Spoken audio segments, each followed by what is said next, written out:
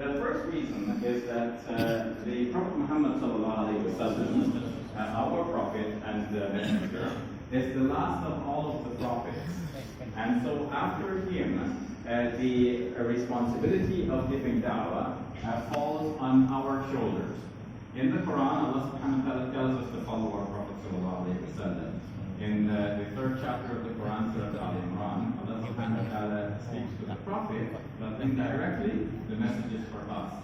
قُلْ إِن كُنْتُمْ تُحِبُّونَ اللَّهَ فَاتَّبِعُونِي. Say, if you love Allah, then follow me. يُحْبِبْكُمُ اللَّهُ. Allah will love you. وَيَغْفِرْ لَكُمْ ذُنُوبَكُمْ. And He will forgive you your sins. وَاللَّهُ غَفُورٌ رَحِيمٌ. And Allah is forgiving, He is merciful. So Allah is telling us that we have to follow the Prophet Muhammad ﷺ. And what was his mission about? He was responsible for giving da'wah. Since that was his mission, it now becomes our mission as we follow him. Kenapakah kita perlu berdakwah? Ada tiga sebab. Yang pertama adalah kerana Rasulullah SAW adalah Nabi yang terakhir, dan kita wajib mengikut apa yang telah dicontohkan oleh Rasulullah SAW. Dan sebagaimana yang telah Allah firmankan dalam surah Ali Imran ayat ketiga ayat Ayat 31. Ini saya nak kena cari ayat dia sebab saya nak translate kita tak sempat tadi ya.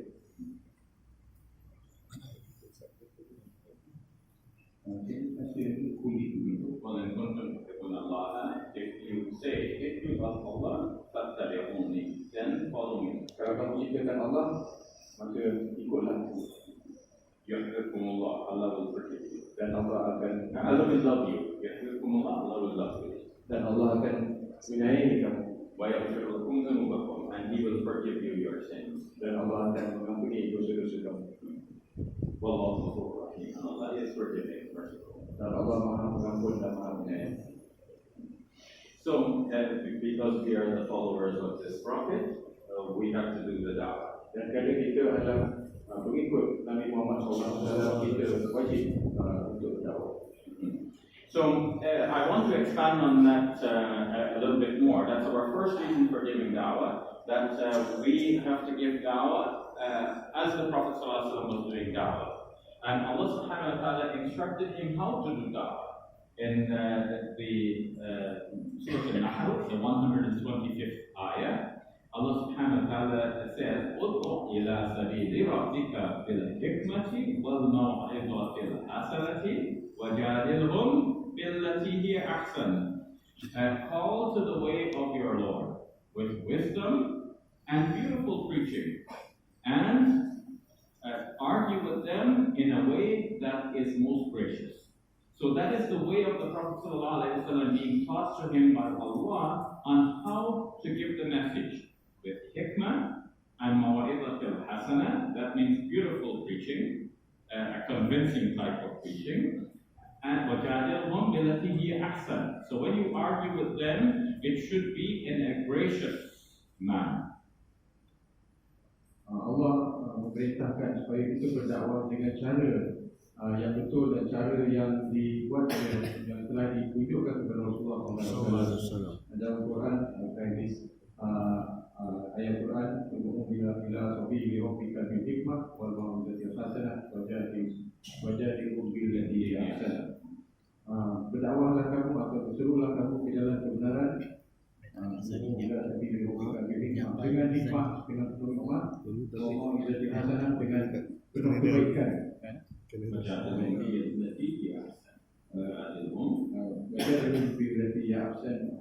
Argue with them in a way that is most gracious. Dan jika kamu berdebat dengan mereka, berdebatlah dengan cara yang paling baik. So, and the Prophet, peace be upon him, is being addressed by Allah subhanahu wa ta'ala in Surah Yusuf, when Allah subhanahu wa ta'ala tells him in the 108th ayah, "Qul, hadihi sabili." Say, this is my way. Ad'u ila Allahi ala basira. I call towards Allah with clear evidence. Ana wa man ittaba'ani. ayah shows that it is not only the Prophet Muhammad ﷺ who has to call people towards Allah, but this is the characteristic of his followers as well. Because he said, he's made to say, Ana wa man ittaba'ani, I and those who follow me. Dalam surah Yusuf ayat 108 menunjukkan bahawa Nabi Muhammad SAW bukan hanya menjemput kita berdakwah, tetapi berdakwah mengikut cara dan mana. So the second reason I want to give now for why we do that. The first reason, as you can see, is because we are followers of the last prophet. After him, no other prophet will come. We have to continue that message. The second reason is that our youth are being subjected to the da'wah of other people. And if our da'wah is not strong, we will lose our youth. And maybe some people are already starting to notice this. We're noticing it a lot in Canada. Muslims have migrated to Canada from predominantly Muslim countries like Malaysia, like Saudi Arabia, and so many countries. When they come to Canada, for the parents, no problem. They are Muslims, nothing will change them. The youth now are exposed to all kinds of messages. So now the youth are wondering, which message is stronger? Is it the message of Islam or is it the message of somebody else? And if the da'wah of the other is stronger, they are winning over our youth. And it's already happening there. I don't know if it is happening in Malaysia, but somebody told me that at least one occasion it can be cited in this regard, that a mother called up the Islamic organization and said, please help me because my son is becoming an atheist. So please talk to my son. Satu lagi sebab kenapa kita berdakwah adalah kerana golongan belia. Sebab hari ini golongan belia terdedah kepada pelbagai anasir dan pelbagai mesej-mesej yang datang daripada pihak-pihak luar daripada Islam. Jika kita tidak lakukan dakwah kepada anak muda kita, maka mereka akan terjebak dan terpengaruh dengan mesej-mesej yang kuat yang datang daripada luar yang akan menyesatkan mereka, dan mesej-mesej ini semakin lama semakin kuat. Di Kanada sebagai contoh, ibu bapa yang berhijrah ke Kanada tidak menghadapi begitu banyak masalah kerana mereka datang dengan Islam yang kuat. Namun anak-anak mereka di Shaber sebab mereka duduk dalam keadaan dan persekitaran yang bukan Islam.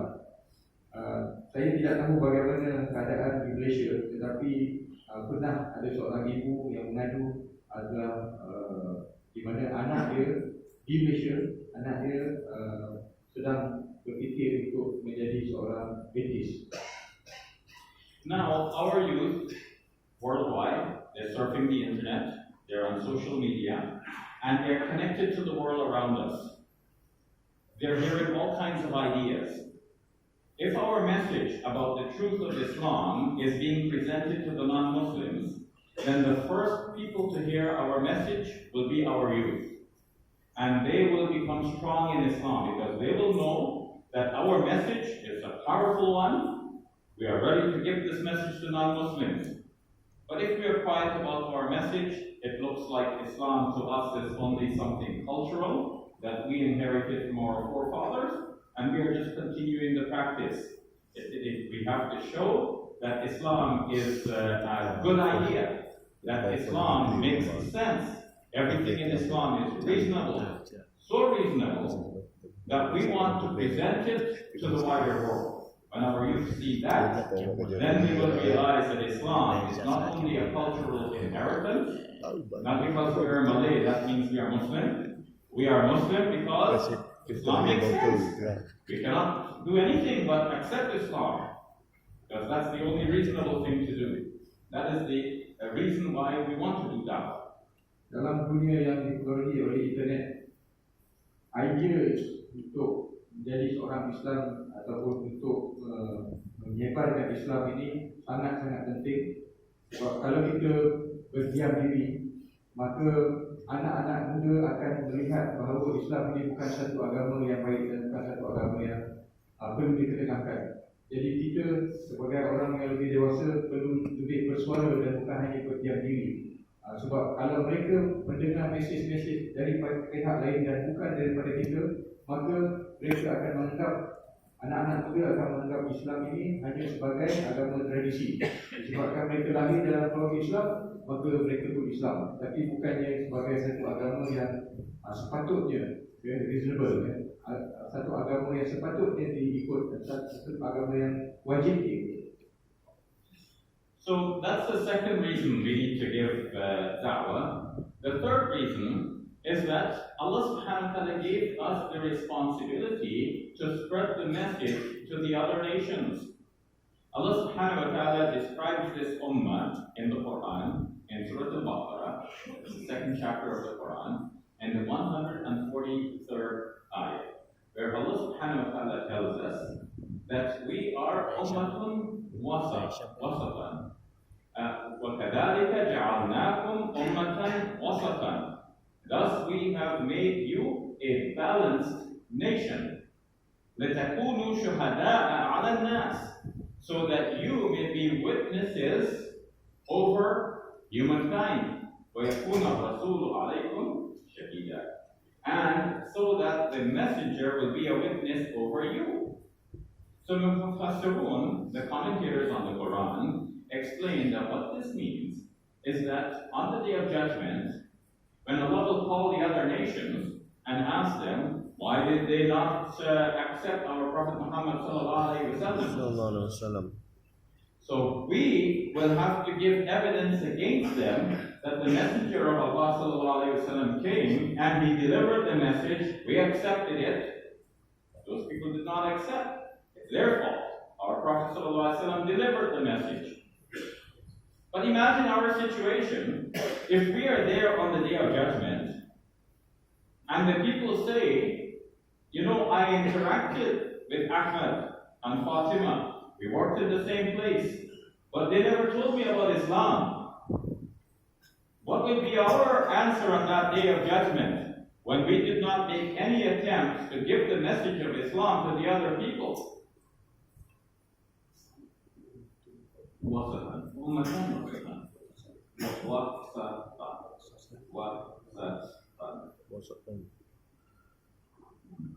Dalam surah Al-Baqarah ayat 143 ayat Allah SWT memanggil kita sebagai umatun wasatan, ataupun satu umat yang seimbang. Dan umat ini akan menjadi saksi kepada mesej yang telah dibawa oleh Rasulullah SAW.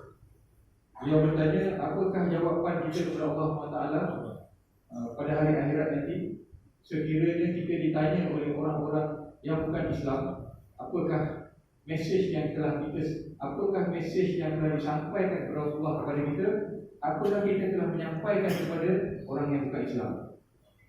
Bagaimanakah kita nak menjawab soalan itu pada hari akhirat?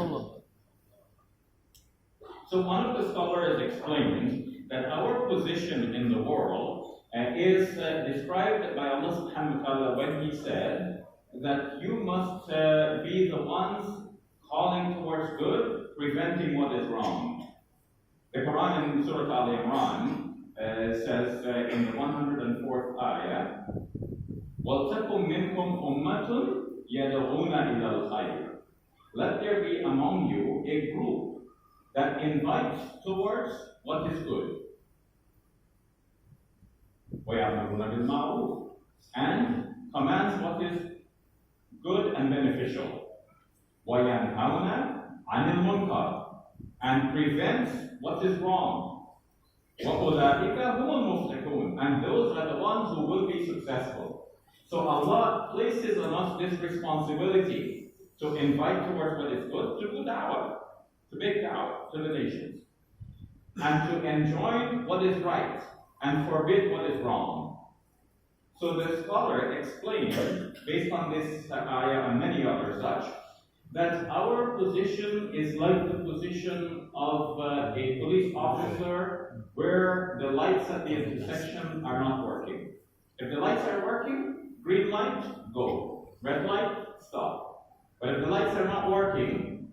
has to be an officer on the scene to say stop and go. If that officer abandons his position, what will happen at the intersection? There will be chaos.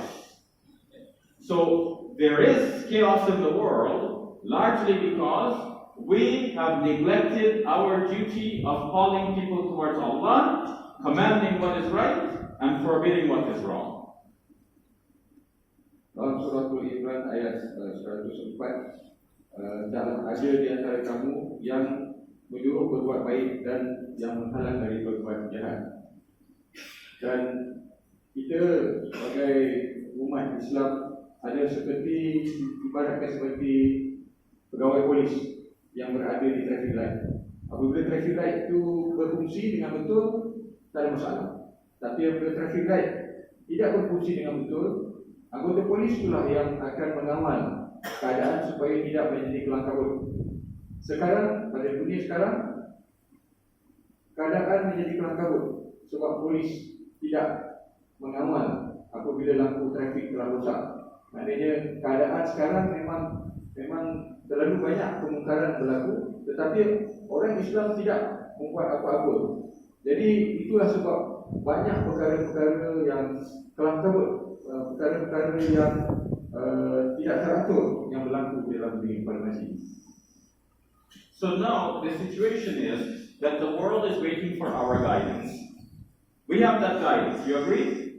We have that guidance. Though we are praying, "Ihdina as-siratal mustaqim," but we have it already, and we are asking for Allah Subhanahu wa Taala to keep us on the guidance. That's what it means. It doesn't mean that okay, we are in the Masjid now, send us to the church. It means we are already on the guidance, but keep us on the guidance. So we agree we are on the guidance, and Allah Subhanahu wa Taala assures the Prophet ﷺ that you are on the guidance. إِنَّكَ لَمِنَ الْمُرْسَلِينَ عَلَى صِرَاطٍ مُسْتَقِيمٍ. You are certainly from among the messengers on a straight path. That's the assurance of the Prophet Muhammad ﷺ. And the people are saying, كُونُوا هُودًا أَوْ نَصَارَىٰ تَهْتَدُوا. They're saying, be Jew or be Christian, then you will be guided. And Allah tells us what to say. قُلْ بَلْ مِلَّةَ إِبْرَاهِيمَ حَنِيفًا. Say, but rather the millah, the religion of Ibrahim, the upright one. وَمَا كَانَ مِنَ الْمُشْرِكِينَ. And he was not one of the polytheists. So Allah is assuring us we have the guidance. But the problem now is that the world is waiting for our guidance and we're not offering it.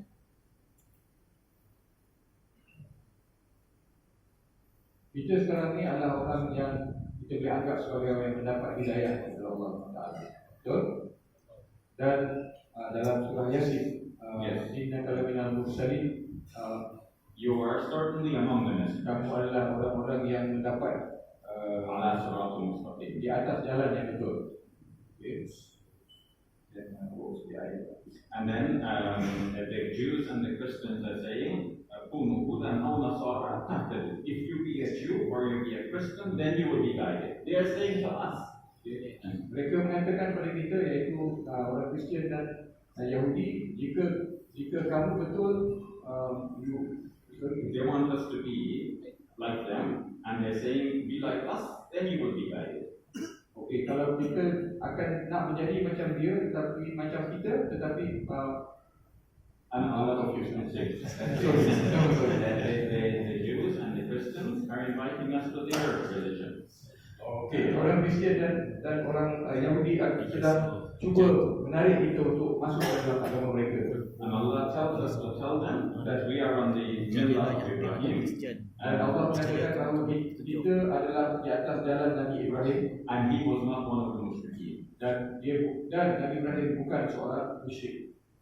And Allah Subhanahu wa Taala assures us further that we are the true followers of the Prophet Ibrahim alayhi salam. إِنَّ أَوْلَى النَّاسِ بِإِبْرَاهِيمَ لَلَّذِينَ اتَّبَعُوهُ وَهَذَا النَّبِيُّ وَالَّذِينَ آمَنُوا. Allah is telling us that those who have the greatest claim to Ibrahim alayhi salam is the Prophet Muhammad sallallahu alayhi wasallam, and those who believe, and it's those who actually follow him. So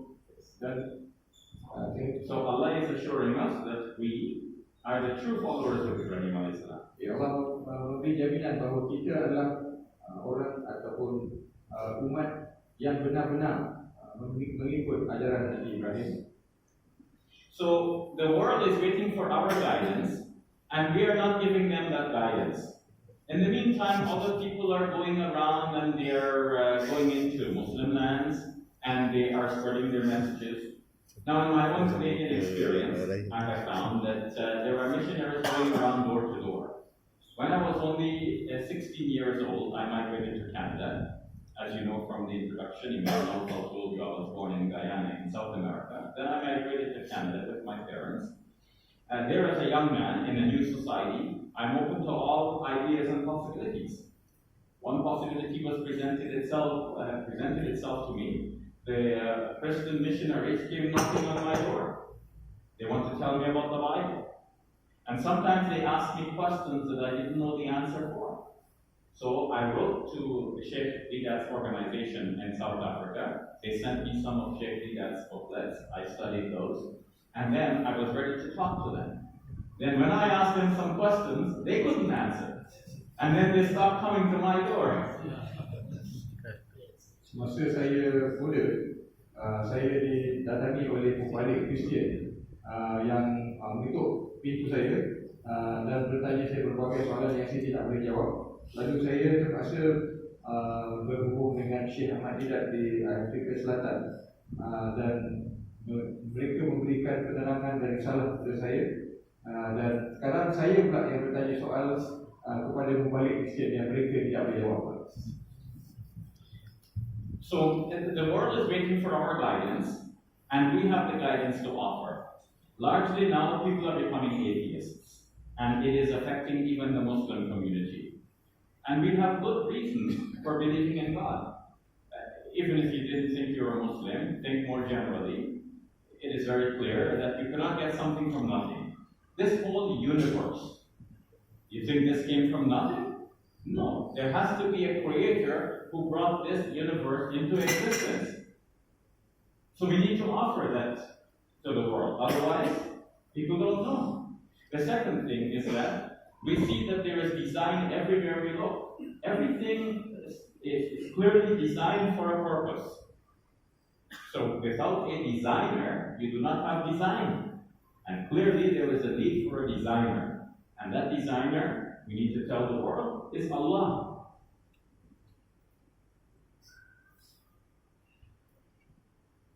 Dunia sedang menunggu daripada orang yang dapat hidayah yang ketiga. Tetapi kita tidak memberikan apa-apa, tidak offer apa-apa, tidak menawarkan kepada dunia. Hidayah yang kita dapat itu kita hanya simpan untuk diri kita saja. Dan dunia ini ataupun alam ini tidak wujud daripada sesuatu yang tiada. Dan semua yang ada di sekeliling kita ni ada pencipta dan ada yang mereka cipta. So I won't speak to you for much longer. I would stop and take your questions, and soon, of course, the adhan will be called, and then, if time permits, we'll take your questions further. So you can let them know this. Okay. Saya tidak akan cakap lebih panjang lagi. Sekarang saya akan mengambil soalan sampai waktu azan. So very quickly, to bring this to a close, we know that some people worship many gods, and Allah subhanahu wa ta'ala tells us the answer for that. قُلْ فِيهِمَا آلِهَةٌ إِلَّا اللَّهُ لَفَسَدَتَا. If there had been gods other than Allah in the heavens and the earth, then both the heavens and the earth would have been corrupted. So that's our answer to them, that there is only one God. But did we give this answer to anybody? Ada yang ramai orang yang menyembah banyak Tuhan, dan Allah menyatakan bahawa jika betul ada lebih dari satu Tuhan, maknanya dunia dan alam ini akan hancur kerana course kerana banyak Tuhan yang bergaduh, kan? Sebab tu boleh hancur, itu logik lah. Some people say, okay, there is only one God, but that one is a complex one. And within the one, you have three. So we ask, okay, if you say it is a complex one, how do you know there's only three? Because if you open up the one, you can have, why stop at three? You can have 4, 5, 6. Some say, when Muslims say one, they don't understand. 1 times 1 times 1 is also equal to 1. So I ask them, okay, what do you say about 1 times 1 times 1 times 1 times 1? That's also equal to 1. Why did you stop at 3? You have no warrant, no sultan, no evidence to make you stop at 3. It's only a supposition. Ada juga yang mengatakan bahawa memang ada satu saja Tuhan, tetapi Tuhan yang ada ini adalah Tuhan yang kompleks. Dalam satu ada 3. Ini rasa maksudnya Kristian lah ya. Dalam satu ada 3. Jadi kita boleh tanya dia orang, kenapa you stop dekat 3 je? Sebab ada yang mengatakan kalau dari segi matematik 1 kali 1 kali 1 tetap 1. Okay. So kenapa berhenti pada 1 kali 1 kali 1? Kenapa tidak 1 kali 1 kali 1 kali 1 kali 1? Okay. Yang nak jawab pun jawapannya juga 1. Some say that there is a human being that is also God. And we say this is a clear contradiction of terms. Because to be human being, we all know, that means you are prone to error. You are imperfect. And to be God, that means you are perfect. Subhanahu wa ta'ala. That means there is no imperfection in Him. So how can the one person be both? You are perfect and imperfect at the same time. It is impossible.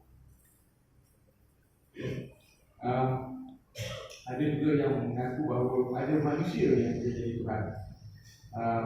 Sebagaimana kita tahu, manusia membuat kesilapan. Ini adalah satu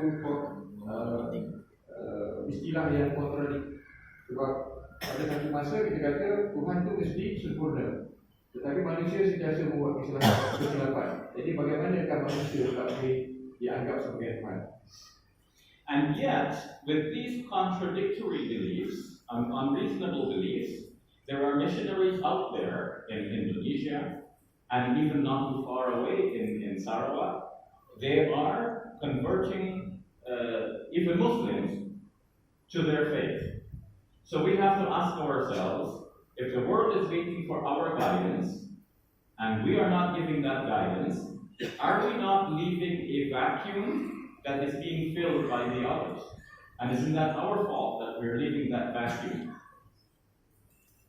Walaupun kita memikirkan bahawa idea-idea tentang ketuhanan jadi macam tak logik, namun ada mubalik-mubalik di Indonesia dan di Sarawak yang berjaya menjadikan orang-orang sana Kristian, termasuk orang Islam yang memeluk agama Kristian, disebabkan dakwah yang pada kita tak logik. Jadi apakah fungsi kita dan apakah tanggungjawab kita dan bagaimanakah kita nak jawab? Sebab ini adalah satu daripada tanggungjawab kita disebabkan ada kekosongan, ada vacuum yang tertinggal disebabkan kita tidak pergi menyampaikan dakwah itu, dan disebabkan itulah mereka akan percaya pada benda-benda yang tak logik itu. So in summary, before I take your questions, I've given 3 reasons why we should do da'wah. One is that our Prophet Muhammad ﷺ is the last of all of the prophets. And we have to continue his da'wah as a responsibility. So, sebagai kesimpulan, 3 sebab yang saya sebutkan tadi, kenapa kita perlu berdakwah. Yang pertama sekali ialah Nabi SAW adalah Rasul terakhir dan kita wajib menyampaikan dakwah sebagaimana Rasulullah SAW telah melakukannya pada masa lepas. The second point is that because we are not doing the da'wah of the others is coming to reach our youth and taking our youth away. So we better start doing the da'wah so that our youth can hear our message first.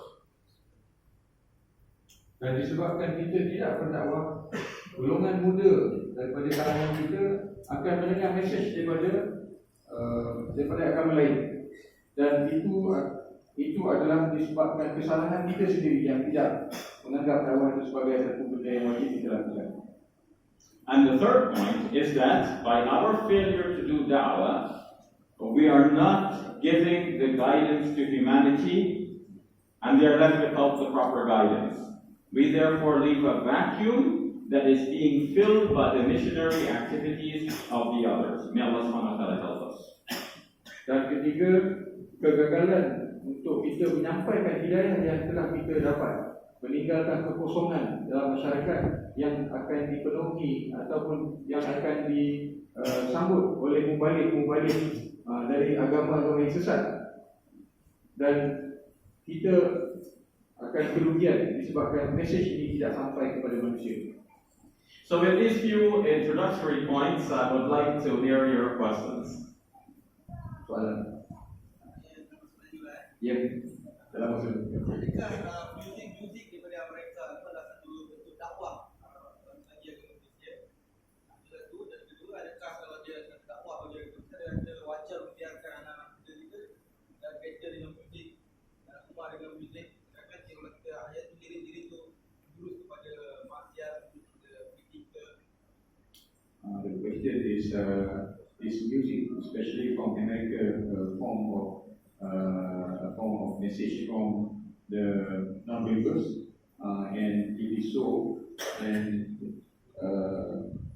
what do we do to our youngsters who listen to the lyrics and the wording of the messages of the lyrics? So, as you know from the introduction, my area of special interest is in comparative religion. I have dialogues with people of other faiths and with atheists. So I do a lot of study on how do we interact with Christians and with atheists, what are their points, how do we answer those points, and so on. There are many trained people in our community that deal with the details of our Sharia, such as your Imam Nawfal here. So questions having to do with Sharia issues, I'm sure that they are quite capable of dealing with this. So I hesitate to enter into that field, otherwise I will make many mistakes. And you better learn the subject from the people who are most qualified to handle that subject. Okay. Saya adalah seorang yang lebih pakar dalam bidang perbandingan di antara agama. Isu muzik ini adalah satu isu syariah atau isu hukum hakam, dan ada orang yang lebih pakar lagi untuk menjawab soalan tentang isu muzik ini. But having said that, I will address the question from the point of view of my experience in living in Canada and hearing this kind of music naturally, and knowing how the youth are responding in Canada. And what this music is doing to the youth. Jadi saya akan jawab dari sudut pengalaman saya berinteraksi dengan masyarakat di Kanada dan juga pengalaman saya bagaimana muzik berinteraksi dengan golongan muda di Kanada. So I would say that not only Muslims, but also people of other religions are concerned about the nature of music in our modern times and what it is doing to the youth. Dan bukan hanya orang Islam, tetapi orang dari agama lain pun sebenarnya ada kerisauan tentang apakah pengaruh muzik pada zaman ini terhadap golongan muda, bukan hanya orang Islam. So in this vein, many Christian leaders have written books against the type of music which we are hearing nowadays. Dan pada masa ini ramai pemimpin-pemimpin Kristian pun telah menulis beberapa buku tentang pengaruh muzik pada hari ini. So in some, we have to say that as reasonable individuals, we know that some things are leading to harm, so we have to curtail the harm. And if something is beneficial, we can use it. Allah subhanahu wa ta'ala tells us in Surah Al-Baqarah about khamr. يَسْأَلُونَكَ عَنِ الْخَمْرِ وَالْمَيْسِرِ قُلْ فِيهِمَا اسم كبير ومنافع للناس وإثمهما أكبر من نفعهما. About khamr, Allah says that and Masjid, drinking alcohol and gambling, and in it there is ithmun kabir, great sins, وَمَنَافِعُ لِلنَّاسِ, but some benefits also to humankind. وَإِثْمُهُمَا أَكْبَرُ مِنْ نَفْعِهِمَا, but its sin is greater than its benefit. So Allah is giving us a general way in which to understand things. Look at the harm, look at the benefit, weigh the possibilities. If something is beneficial, you can use it to the extent that it is beneficial. But if it is harmful, you have to do away with it altogether. Alcohol is so harmful that Allah subhanahu wa ta'ala gives a clear ruling on it that this is haram. إِنَّمَا الْخَمْرُ وَالْمَيْسِرُ وَالْأَنْصَابُ وَالْأَزْلَامُ رِجْسٌ مِّنْ عَمَلِ الشَّيْطَانِ فَاجْتَنِبُوهُ لَعَلَّكُمْ تُفْلِحُونَ. Certainly, drinking and gambling and the use of the altars and divining arrows, referring to the practices of the pagans at the time, this is riksun min amali shaitan. It is filth from the works of the shaitan. Fajtanibuh. Stay away from it. So this is a clear command regarding khamr and maisir, drinking and gambling. So no such clear thing is mentioned about music in the Quran. Now it's left for us that we have to weigh the benefits and the harm. Some music doesn't do any harm. It may cause people to relax. Some music is devotional, like it may cause people to draw closer to Allah subhanahu wa ta'ala. Some music is harmful in that it's taking people away from Allah. Some music has foul language in it, as if that we don't want to hear any such foul language. Some music is stimulating the passions of the youth and causing them to draw towards haram. So we have to weigh which kind of music, and then also, even if it is beneficial, to what extent, how much of it. Because it may be beneficial and pleasant to eat some dessert, but can you eat too much? No, and because too much will not be good for you. Allah telah mengatakan dalam surah Al-Baqarah di mana ayat arak dan judi jelas haram. Walaupun ada kebaikan, namun dosanya lebih besar. Jadi kalau kita nak bandingkan dari sudut muzik, apakah kebaikan dan keburukan muzik? Muzik ni ada yang boleh membuatkan kita relax, ada juga muzik yang boleh mendekatkan kita dengan Allah. Muzik that brings us close to Allah. Some. I would like to know about that. Like for example, some nasheeds and so on. Okay, seperti nasyid ya. Ada juga muzik yang menggalakkan orang mencarut. Di zaman ini macam-macam lirik yang ditulis. Ada juga muzik yang menjauhkan kita dari Allah. Ada yang muzik yang membuatkan kaum muda bersemangat bercinta dan akhirnya membawa kepada maksiat. Dan kalau ada pun kebaikan, kita mesti hanya ambil kebaikan dia hanya setakat pada sebuah kebaikan saja, tapi tidak boleh lebih daripada itu. One of the disturbing aspects of music in modern times is that the female singers put out music videos and posters and everything like this, and they're not wearing much clothing. So we have to ask ourselves, isn't this the modern world in which there is equality and we are told to respect the female body and the woman is not something like a merchandise to be sold? So what's the point of appearing like this? Because if the appreciation of the music is about the voice and the lyrics and the quality of the sounds, what does it have to do with what the person is wearing?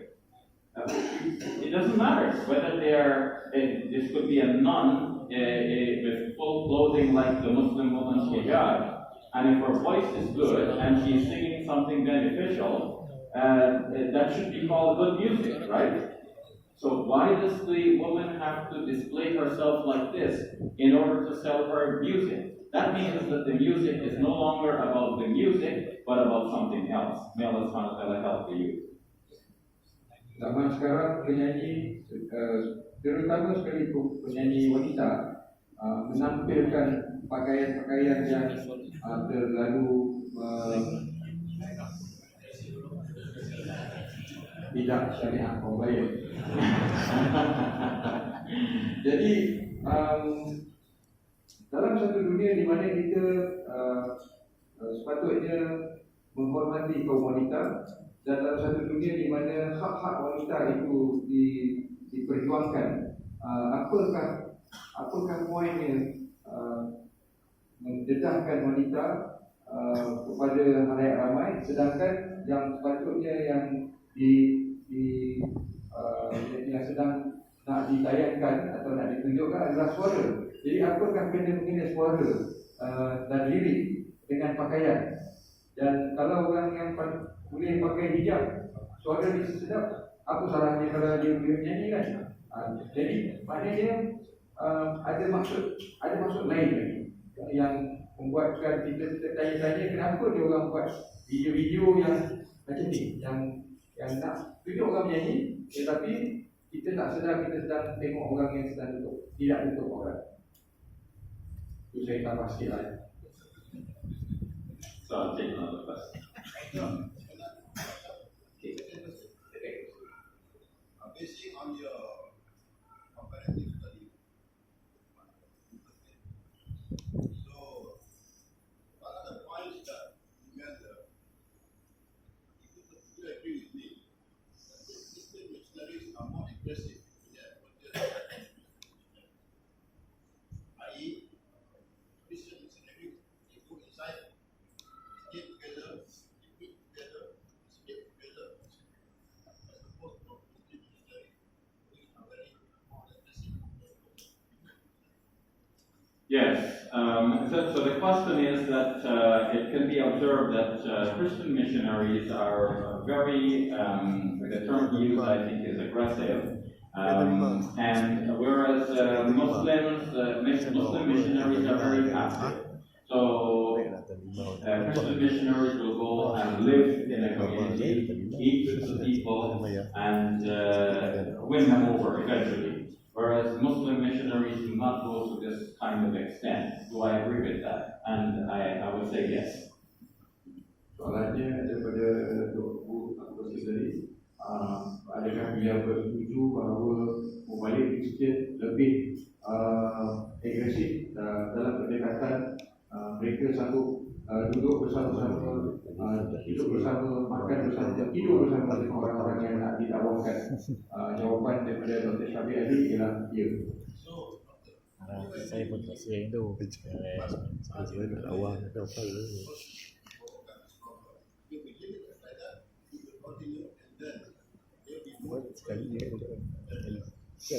Yeah. So now the brother is asking me about the solution to this. I don't know the solution, but I have some ideas. One is that in giving dawah, we have to distinguish between the practice that we adopt for ourselves and what the extent to which we expect the new Muslim to adopt. We have to go step by step and draw them in to what level it will be comfortable for them. So let me illustrate this. It is mentioned that when the Prophet ﷺ sent Mu'adh bin Jabal to Yemen, he said to him, "You are going to the people of the book. First tell them that there is no God but Allah. If they accept that, then tell them that Allah has enjoined upon you to pray 5 times per day. And if they accept that, then tell them that Allah has commanded for the wealth to be taken from the rich among them and given to the poor among them." This is called zakat, as you know. So you see it step by step. First tawheed, then salat.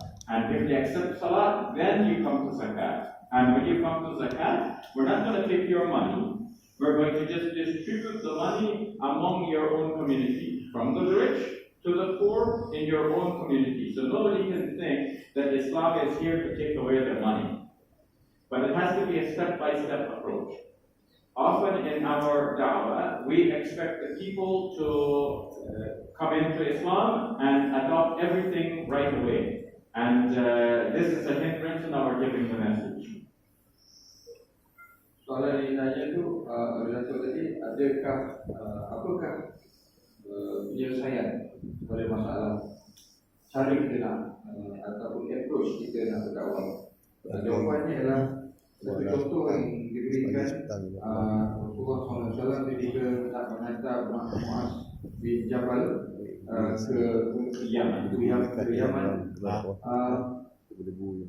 Beliau menyarankan, Rasulullah SAW menyarankan sebab dia orang semua ahli kitab. Jadi pertama sekali beritahu dengan dia orang tidak ada Tuhan melainkan Allah. Kalau dia orang terima yang itu, dan barulah kita sampaikan dakwah yang kedua, iaitu sembahyang di bawah waktu sehari. Dan kalau dia terima yang itu, barulah kita sampaikan mesej zakat, iaitu mengambil duit daripada orang yang kaya berikan kepada orang yang miskin. Dan Islam tidak datang dari luar untuk mengambil duit itu bawa keluar. Islam datang untuk menyarankan bahawa duit yang ada di kalangan masyarakat itu sendiri dibagi-bagikan daripada yang kaya kepada yang miskin. So I think this is a good time for us to pause because the adhan will be called at any time. So if you want us to leave it until after adhan, because then we don't complete the adhan.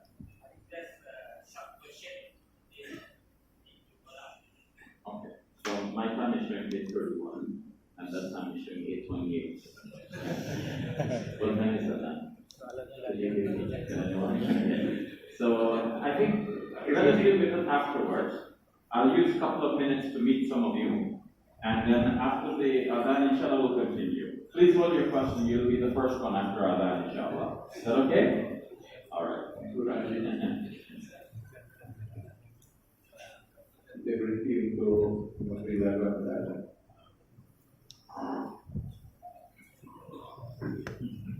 Good to meet you all, my brothers. Yeah, really met with Mohammed. Okay.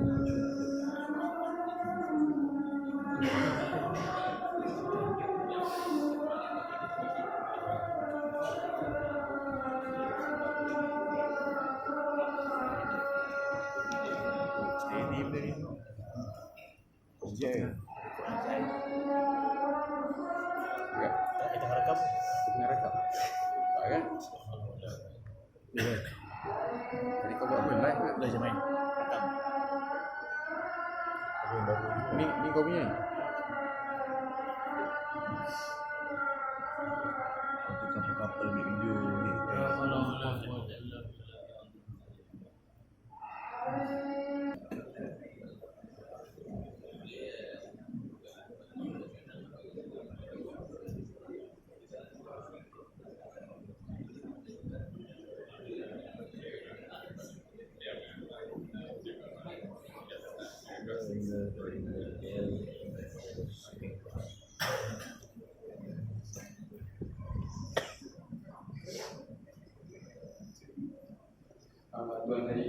boleh berkata-kata.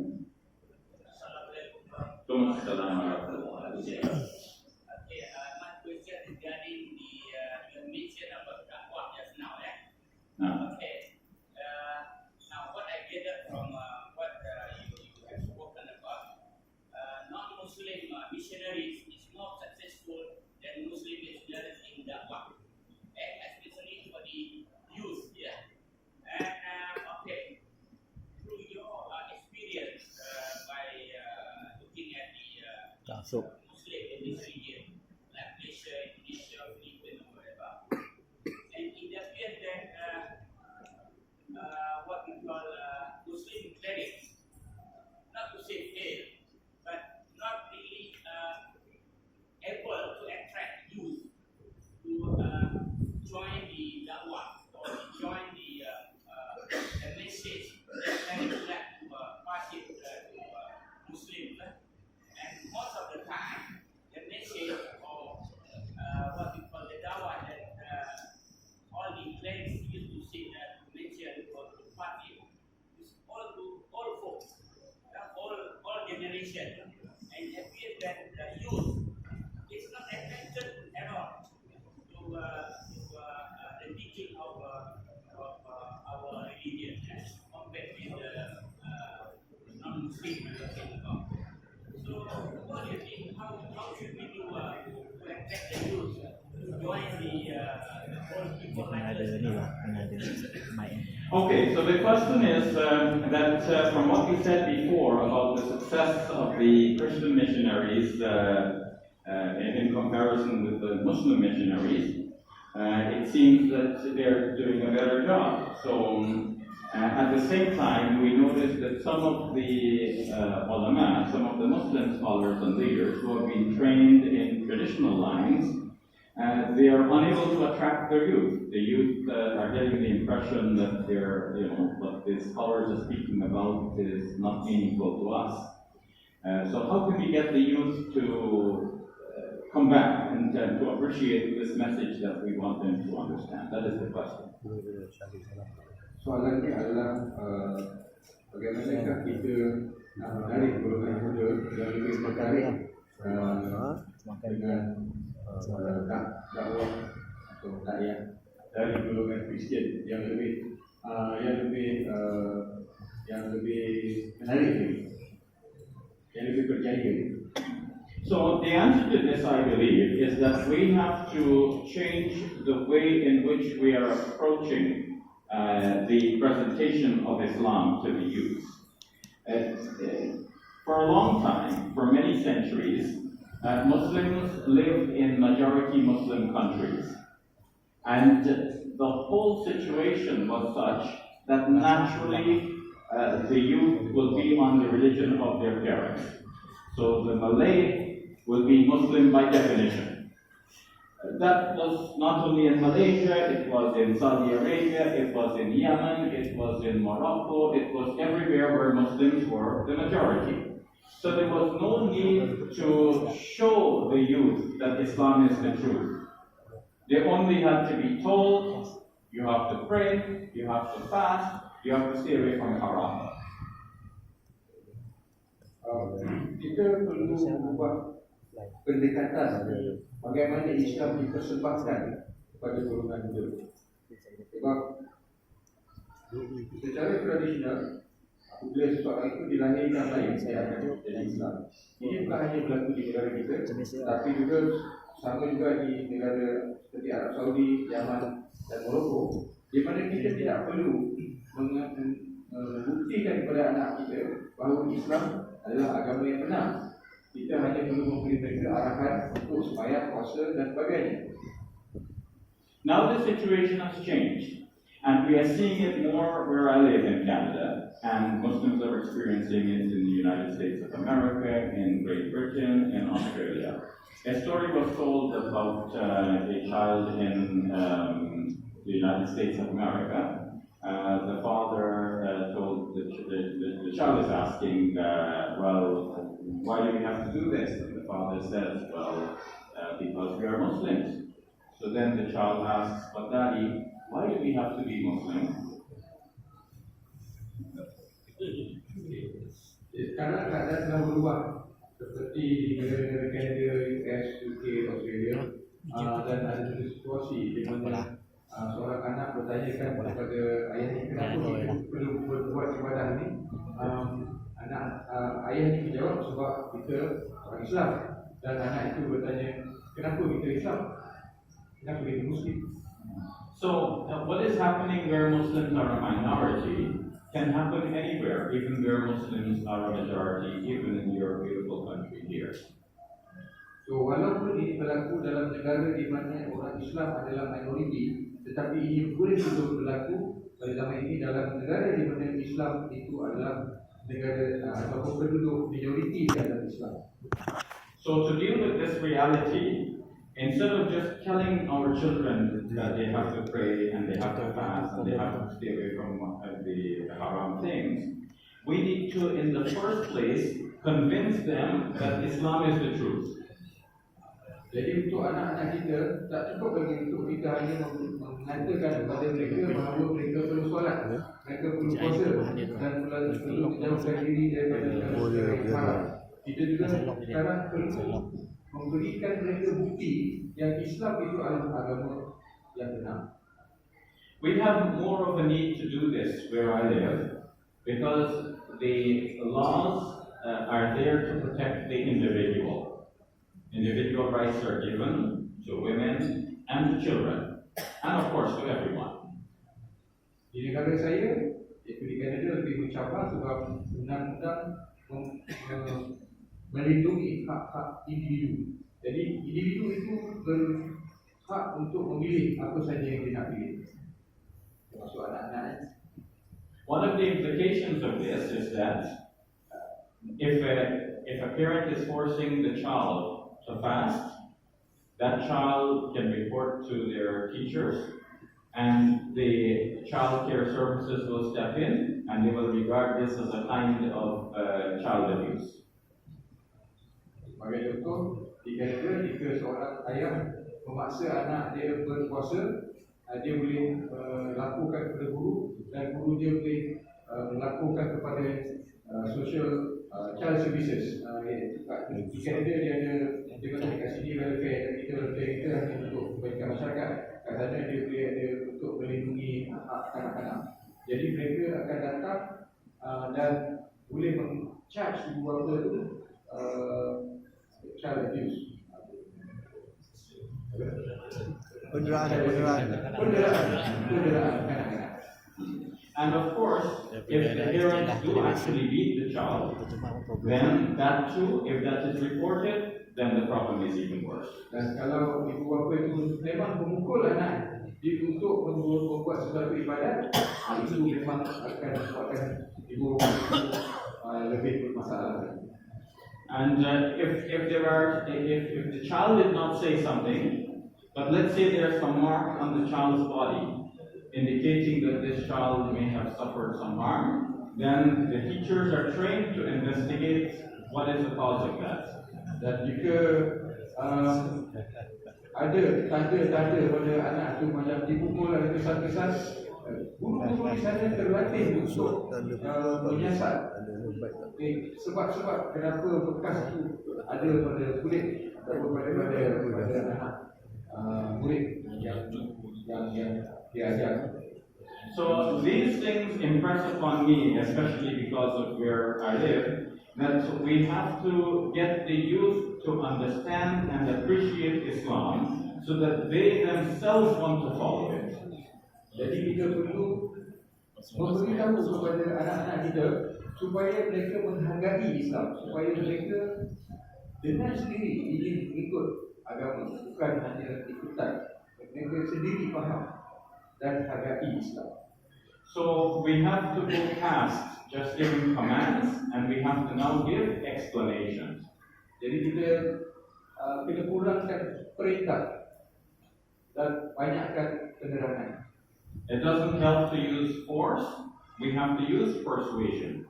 So janganlah kita gunakan paksaan, tetapi gunakan persuasion. We have to persuade them. tunjukkanlah, Make them convinced. membuatkan mereka percaya. Okay, so we're done with that.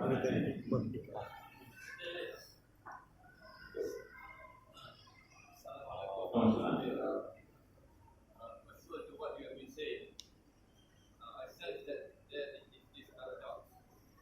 While Christian missionaries are more effective, and that church institutions are richer. Dia semua bagian dakwah Kristian tu. Do you agree with me that Islam is the fastest growing religion in the world? So how do you explain it? Okay, so the question is if the Christians are successful in their missionary work over and above the Muslim missionaries. What do I say about the statistics that show that Islam is the fastest growing religion in the world? This might seem like a contradiction, but in fact it's not a contradiction. Islam is the fastest growing religion in the world.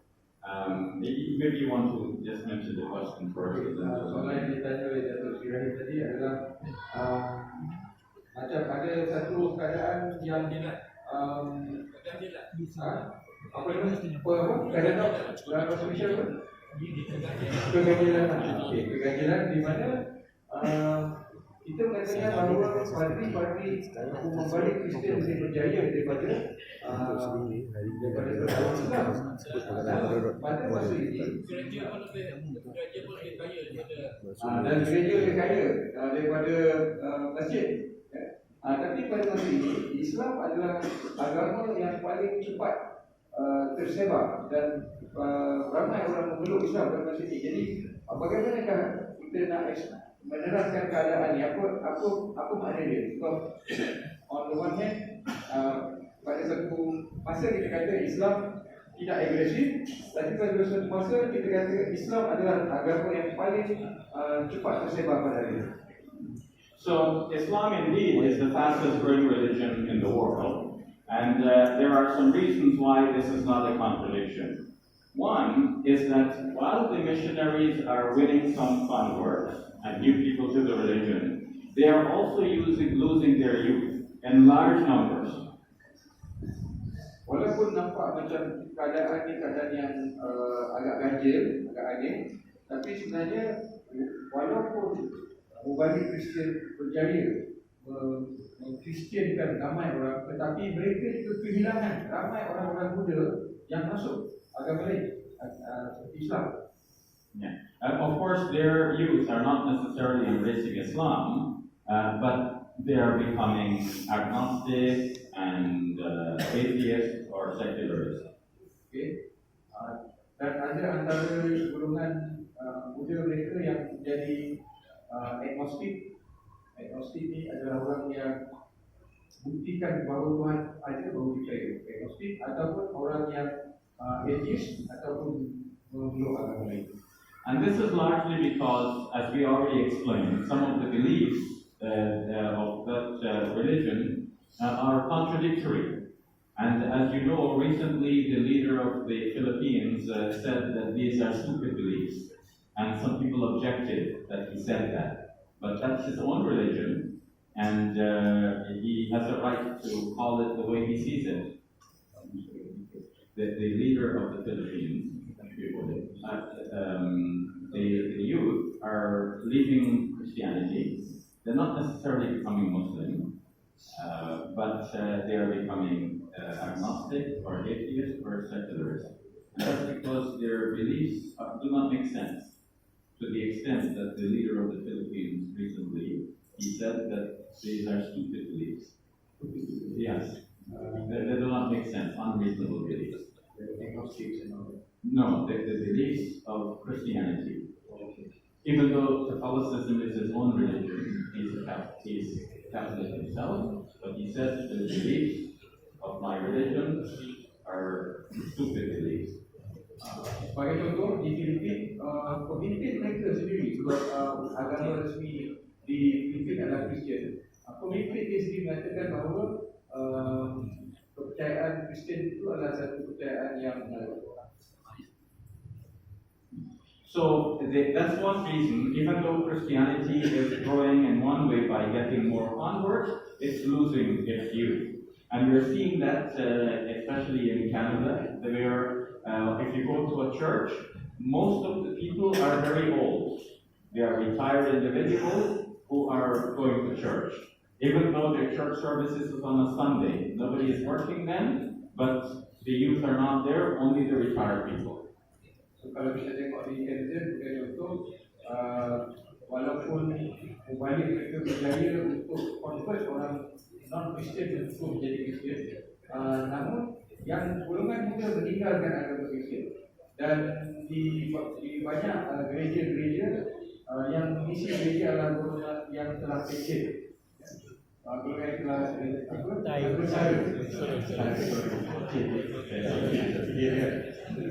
And so as the congregation ages and they're no longer able to maintain the large church, what do? They put the church up for sale and the Muslims buy the church and make it into a masjid. Jadi kebanyakan keadaan yang berlaku di sana adalah apabila ini berlaku, sebab tak ramai orang yang datang ke gereja dijual dan dibeli oleh orang Islam.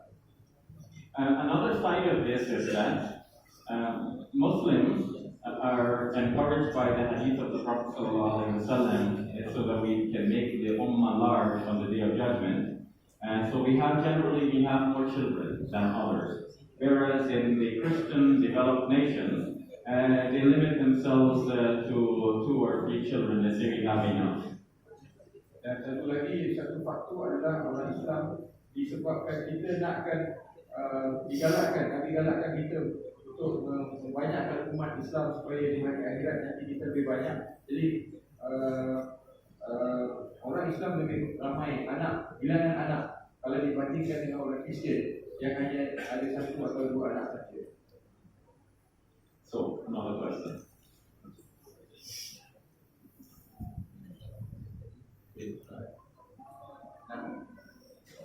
Muhammad Nazri. Okay.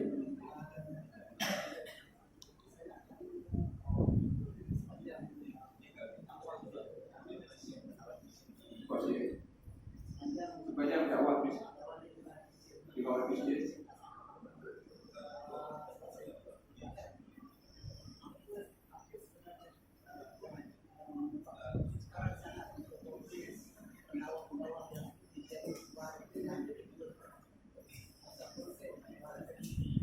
Okay. This question is, in your experience, you met people like James White and David Wood. Why is it so difficult for you to convince them about Islam and they still believe in Trinity? Soalannya, Dr. Shabir ini selalu berdebat dengan pembalik Kristian terkenal di sana seperti James White dan David Wood. Jadi soalan dia adalah, kenapa susah sangat untuk Dr. Shabir untuk membuatkan dia orang tu percaya bahawa Islam adalah agama yang benar dan konsep Trinity ataupun 3 dalam 1 itu adalah satu konsep yang mengaruh. So you already translated the question, right? Yes. Okay. So the answer I would say is that this is the nature of life. There will always be people who defend batil. And Allah subhanahu wa ta'ala says, وَكَذَلِكَ جَعَلْنَا لِكُلِّ نَبِيٍّ عَدُوًّا شَيَاطِينَ الْإِنسِ وَالْجِنِّ.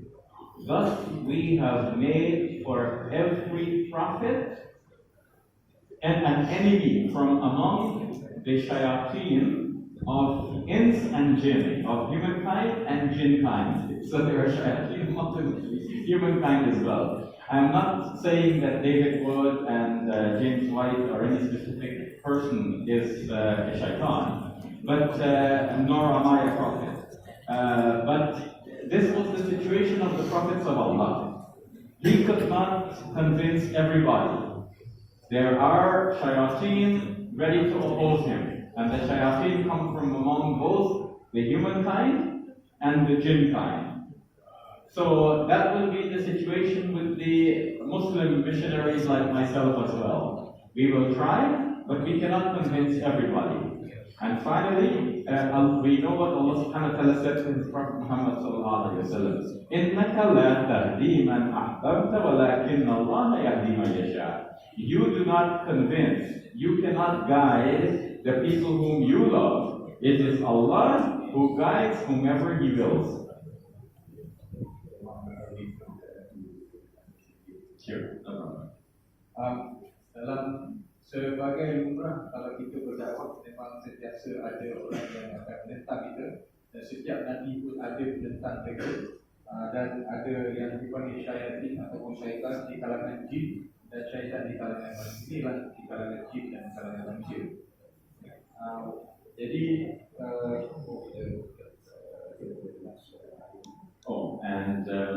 you do not guide the one whom you love, but it is Allah who guides. kamu tidak memberikan hidayah kepada orang yang kamu suka atau kamu sayang, tapi Allah lah yang memberikan hidayah kepada manusia.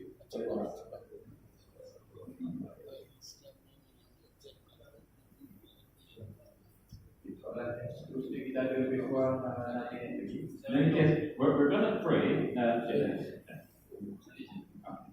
One question dalam bahasa Melayu. Kita tahu di hari akhirat nanti, di Masjid nanti, kita akan dipersoalkan sebab kita tidak menyampaikan agama Islam kepada orang-orang agama lain. Okay? Jadi balasan itu pasti. Balasannya bagaimana? Okay? Kemudian tu boleh tanya di sini 40, 50, 60, even 70. Adakah pernah menyampaikan kepada orang bukan agama Islam?